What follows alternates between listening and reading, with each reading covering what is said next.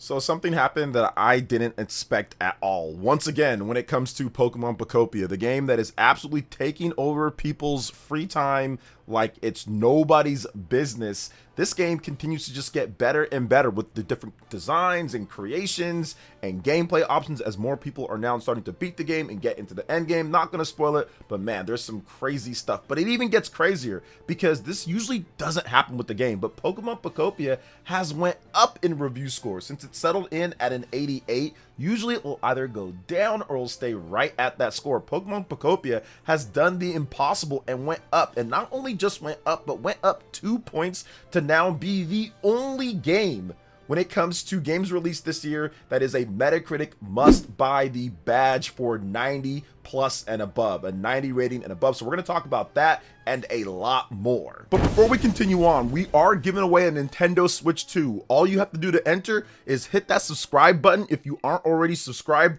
and drop a comment below. We are giving away a Nintendo Switch 2 once we hit 150,000 subscribers, and it will be random. So the more that you actually comment and interact, the better chance that you have to win. Hit that like button, click that notification bell, and let's go ahead and jump right back into it. So if you look at the best rated games for the year, it was interesting to see Resident Evil Requiem and Pokemon Pokopia kind of go back and forth when it comes to that. They both started out like I think at 90, then went down to like 89 or 88, then went back up. It was kind of back and forth, and it's been like that for a while since both of these games have released. And Pokemon Pokopia was underneath it and then ticked back up to an 89, and now it's ticked back up to a 90 as of the time that I'm recording this video. Now new scores are always coming in, guys, and the way that they actually do this is really weird with the averages and what scores count more towards it and not. So this could change. It could go up, it could go down, but this would be the first game in 2026 that actually has that 90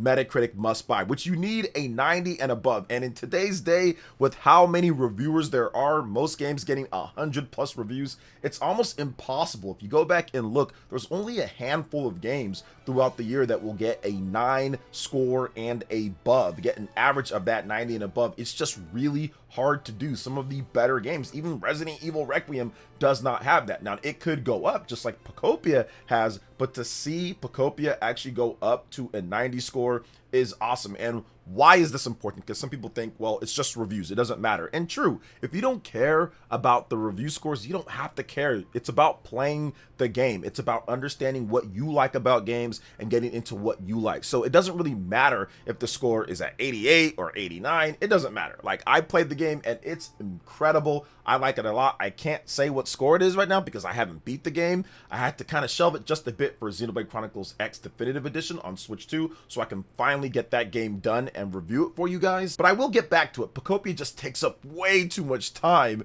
so I have to make sure that it's the only game that I'm playing, or it's a game that I have a clear kind of slate for so I can really dig into it when I'm ready to go with it. But to see Pokopia jump up to a 90 score, that's just something that you don't see at all. It's really impossible.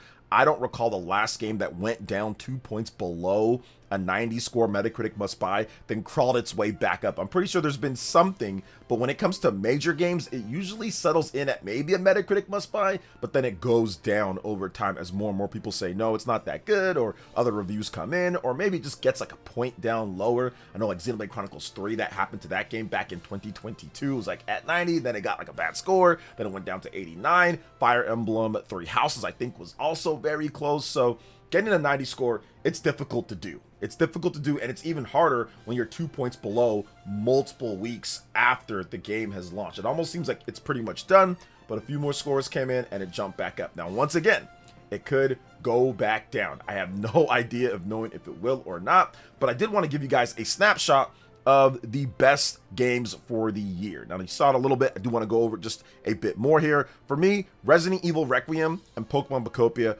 are the two best games. Those are the ones that are at the top, and that's what it says right here. Number 1, Pokemon Pokopia. Number 2, Resident Evil Requiem. Number 3, Mugenics, which is a game that does seem like it's going to come to Nintendo Switch 2, maybe this year or next year. I know the guy talked about how he wants to bring it over to the Switch 2, so maybe we'll see that with a publisher. Resident Evil 7 Biohazard Gold Edition. That's in the Generations pack, or just by itself, of course, you can buy it. and that's an 87. It's already a good game, but it came out like 2017, nearly a decade ago, so that doesn't really count. Hermit and Pig, I don't know what that is. Cult of the Lamb, Woolhaven, I know people like Cult of the Lamb, I'm not really into it.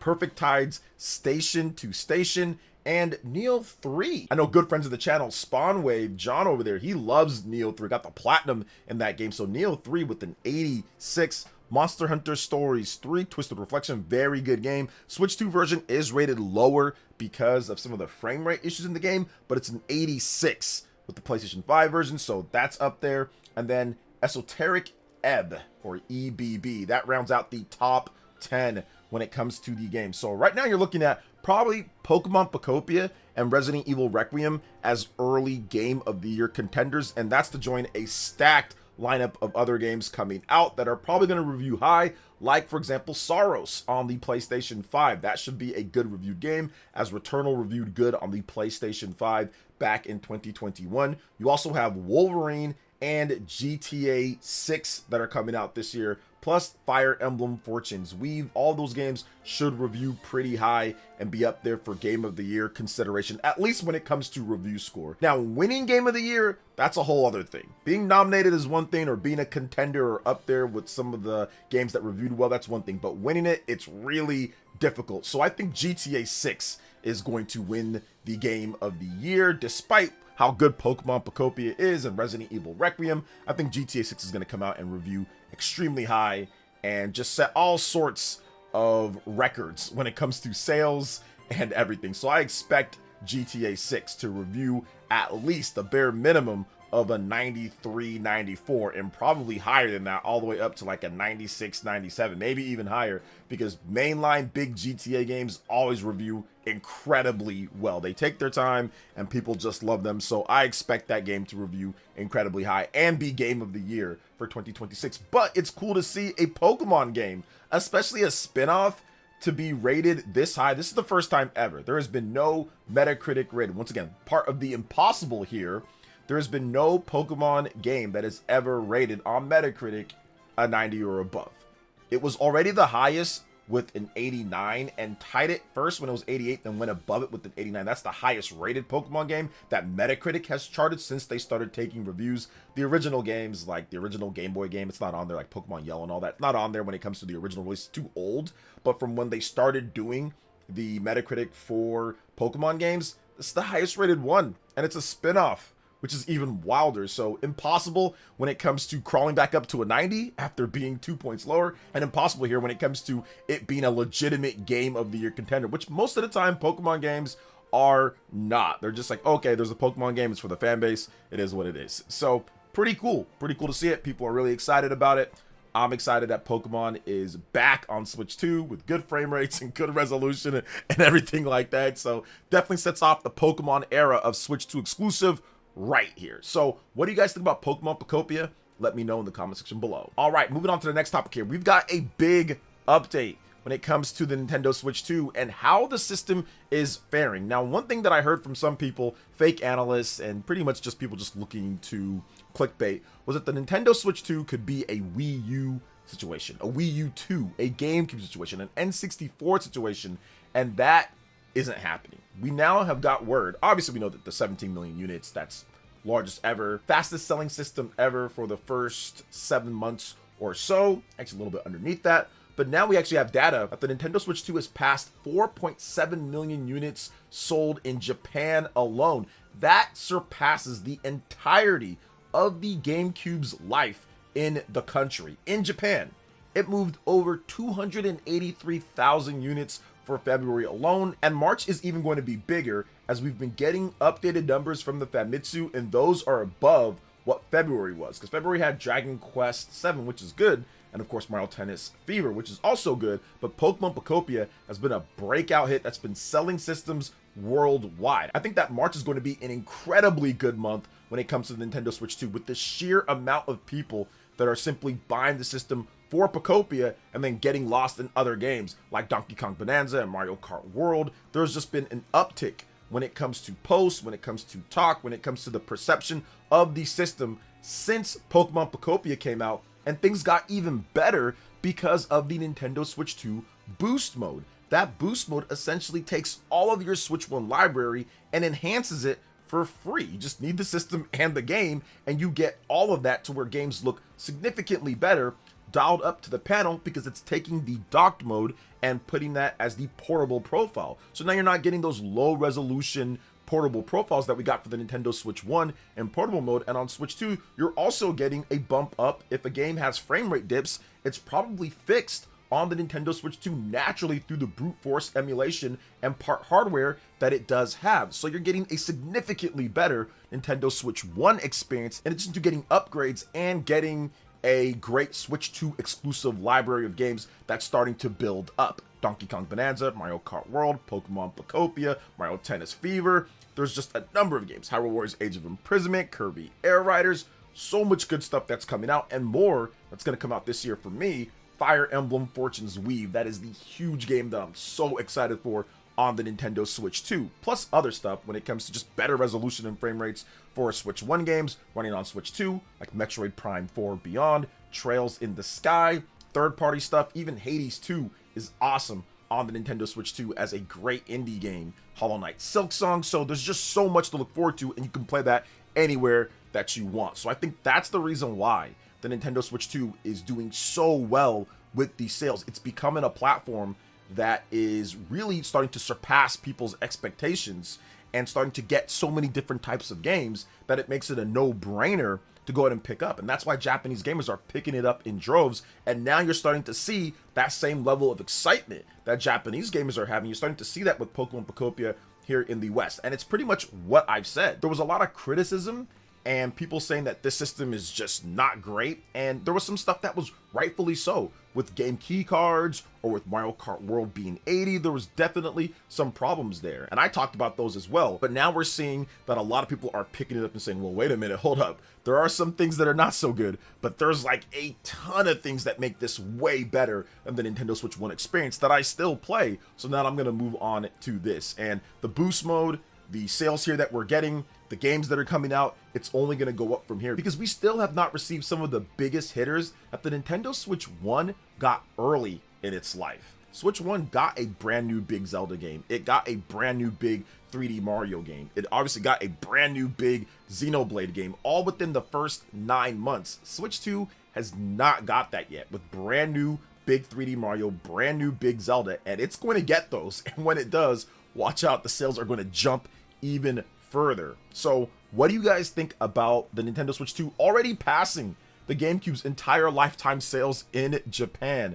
Let me know in the comment section below. Okay, and for this last topic here, we are going to go over a bit more about the Nintendo Switch 2 hardware and tracking how it's doing. So Switch 2 compared to Switch 1 here in the US, 45% higher in the console's first 9 months on the market. Now that has decreased from what we saw at the end of last year. I think it was around 70% or so. I know it was higher than that beforehand, but I do think that Pokemon Pokopia is going to help level it out and even potentially even extend it, because in 2018 there wasn't as much until Super Smash Brothers came later. I think Mario Tennis Aces was summer or so, but the early part of the year did not have the type of momentum that Nintendo Switch 2 is having here with Pokemon Pokopia. So I think that could increase when it comes to the sales if you compare it first 10 months, so next month afterward, compared to the first 10 months of the Nintendo Switch 1. But I think that the crazy thing here, once again, is that it's been able to do this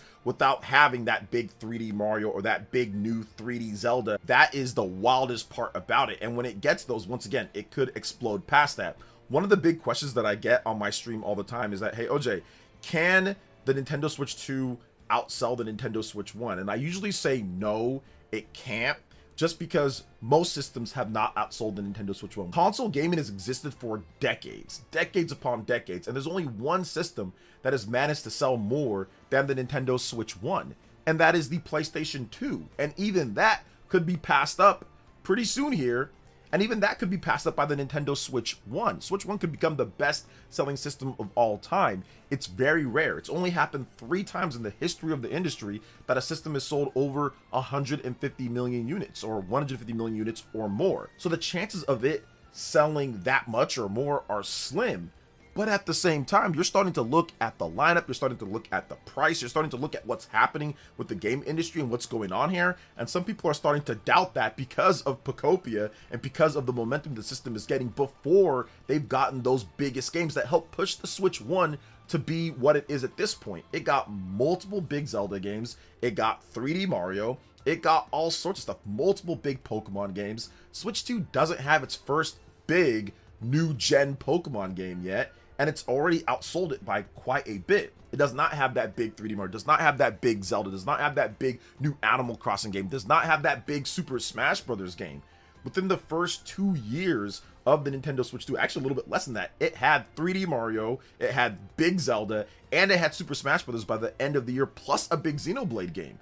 Switch 2 is going to get all that, and I think it's going to accelerate if you compare it when it comes to Switch 1 and Switch 2. Now, you do have COVID, which was a huge boost and boon to gaming sales, Nintendo and everybody included in there, and Switch 1 did blow up because it did have a cheaper option like the Nintendo Switch Lite, which that didn't sell better than the regular Nintendo Switch, but it still had that option for people that did contribute multiple millions into the sales. So we'll see what happens with that if Nintendo can actually get a cheaper Nintendo Switch 2 out. But right now, if there's any platform that I would say that has a chance at even getting somewhat near the Nintendo Switch 1, the PlayStation 2, the Nintendo DS, it would be the Nintendo Switch 2. Just because of everything that I talked about here. The fact that it's selling as well as it is without the biggest system sellers just yet. Got Mario Kart, which is awesome. Donkey Kong Bonanza, Pokemon Legends ZA, also on Switch 1. Pokemon Pokopia. All these games are good in helping drive system sales, plus the back catalog of games.